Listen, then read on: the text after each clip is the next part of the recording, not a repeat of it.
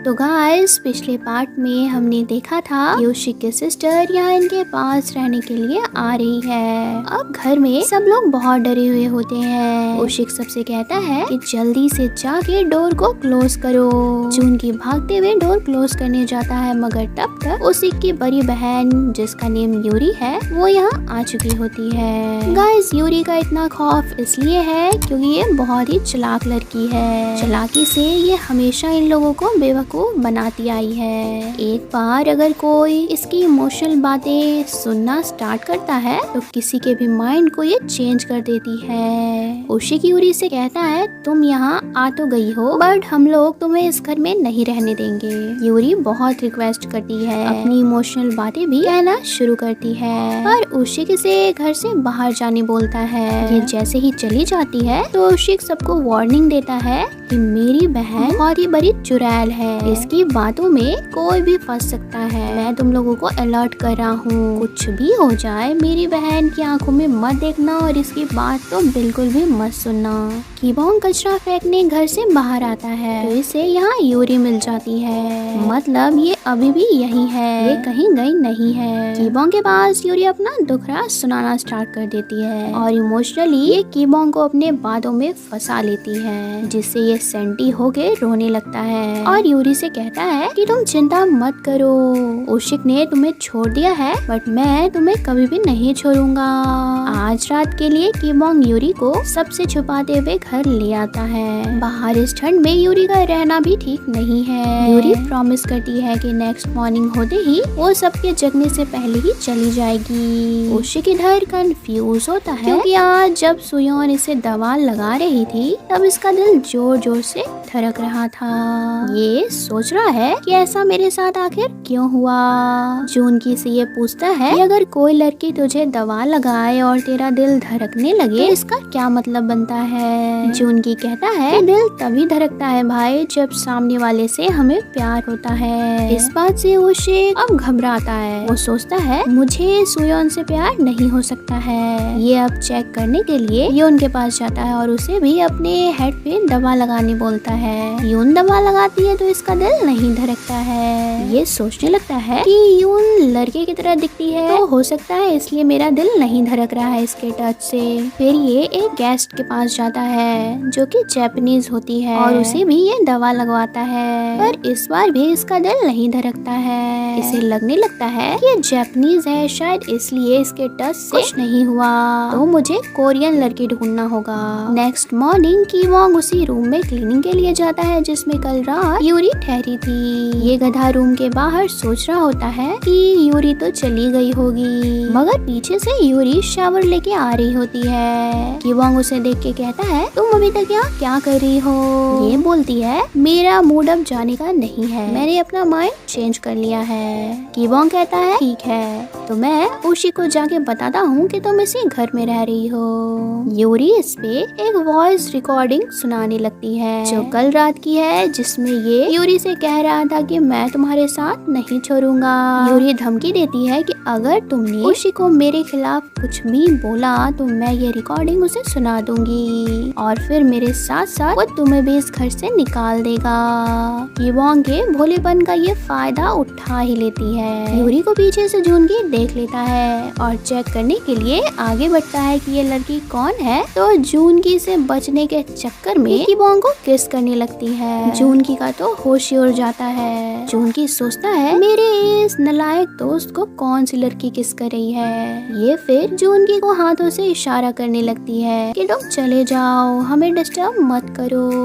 जूनगी शर्माने लगता है कि इस रोमांटिक मोमेंट में मैं कबाब में हड्डी नहीं बनूंगा और ये यहाँ से चला जाता है। अब यूरी किस करना बंद कर देती है। कीबोंग बहुत शर्मा रहा होता है। ये बेचारा बहुत सहमा होता है। ये यूरी से पूछता है तुमने मुझे किस क्यों किया।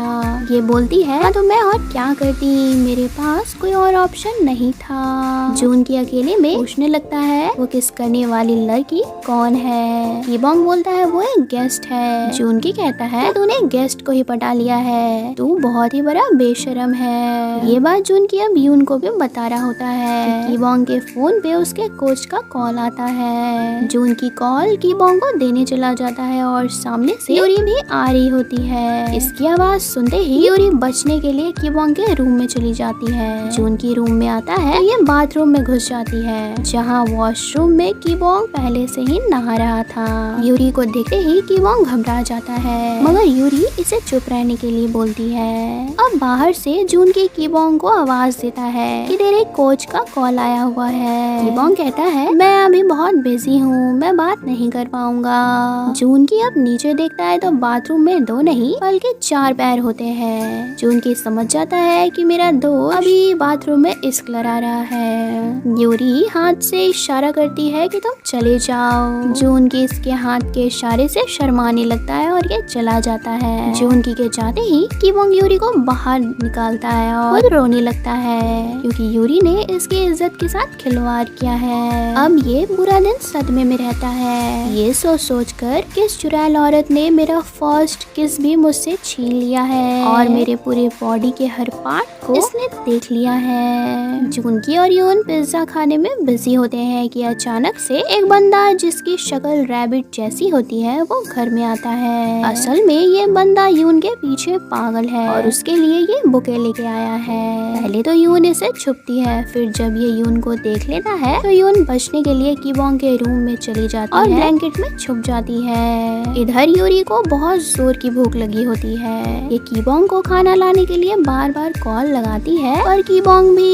इसके कॉल्स को इग्नोर कर रहा होता है। यूरी खाना ढूंढने के लिए रूम से बाहर निकलती है, पर सामने से जून की आ रहा होता है, इसलिए छुपने के लिए कीबोंग के रूम में चली जाती है और ब्लैंकेट के अंदर छुप जाती है। पिज्जा खाते खाते जून की सोचता है क्यों ना मैं पिज्जा कीबोंग को भी दूं। ये कीबोंग के रूम में पिज्जा देने आता है और ब्लैंकेट के बाहर इसे यूरी और यून के पैर दिख जाते हैं। ये कीबोंग पे चिल्लाने लगता है कि तू अब 2 लड़कियों के साथ ये सब करने लगा है, मगर इस बार भी यूरी हाथ से इशारा करती है तो जून के समझ जाता है कि ये मुझे जाने बोल रही है। उशिक पूरे सियोल में अलग अलग लड़कियों से दवा लगवाने लगता है कि कहीं इसका दिल धड़क जाए, बट ऐसा होता नहीं है और ये परेशान हो जाता है कि आखिर सुयोन के पास मेरा दिल क्यों धड़का था, कहीं मेरे दिल में उसके लिए आज भी फीलिंग्स तो नहीं है। ये सब सोच ही रहा होता है कि रास्ते में इसे सुयोन मिल जाती है और सुयोन को आते देख इसे अपने कॉलेज के डेज याद आ जाते हैं। सुयोन इसे पूछती है तुम्हें क्या हुआ, तुम यहाँ खड़े हो के क्या सोच रहे हो। इस पे ये गधा चुप रहता है तो सुयोन इसके सर पे हाथ रख के चेक करने लगती है कि कहीं इसकी तबीयत तो खराब नहीं है। सुयोन के टच से ही उशी का दिल धड़कने लगता है और ये देख के उशी का टेंशन में आ जाता है। ये बोलते हुए भागने लगता है कि नहीं, ऐसा नहीं हो सकता है, मैं सुयोन को नहीं लाइक कर सकता हूँ। रूम के बाहर ये रैबिट और जून की कुंडली मार के बैठे होते हैं। रैबिट तो यून के आने का इंतजार कर रहा होता है और ये जून की आज जानना चाहता है कि कीबोंग किसके साथ गुलछर्रे उड़ा रहा है। इन दोनों की वजह से यूरी और यून भी रूम से बाहर नहीं निकल पा रही होती है। थोड़ी देर बाद कीबोंग रूम के बाहर आता है और इन लोगों को यहाँ से भगाने की कोशिश करता है। जून की बोलता है भाई तेरे तो मजे ही मजे हैं, कौन है वो 2 लड़कियाँ मुझे भी बता।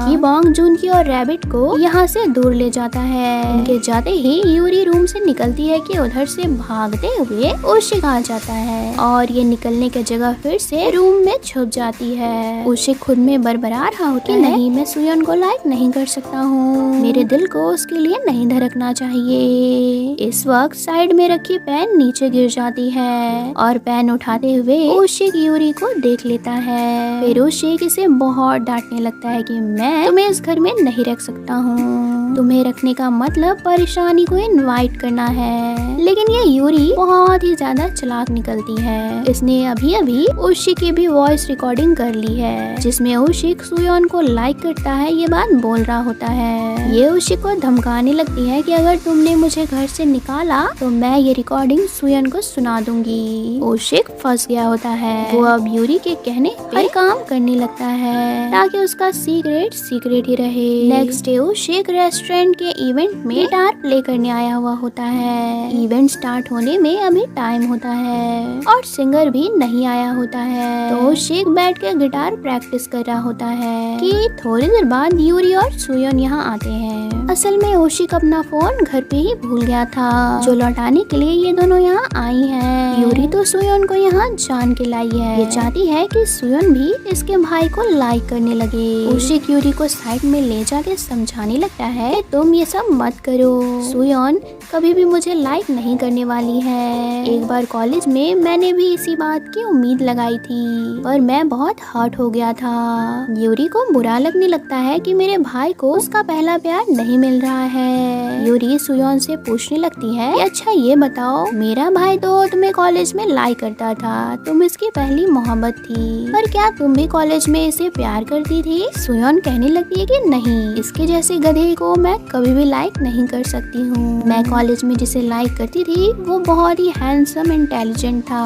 सुयोन की बात सुनते ही यूरी को गुस्सा आ जाता है। ये कहने लगती है कि मेरे भाई की तरह तुम्हें दुनिया में कोई नहीं मिलेगा। मेरा भाई कितना इंटेलिजेंट, कितना कूल है, तुम नहीं समझ पाओगी। उधर से इवेंट का सिंगर आता है और ये बंदा इन दोनों के कॉलेज का फ्रेंड होता है, जिसे ये सुयोन भी लाइक करती थी।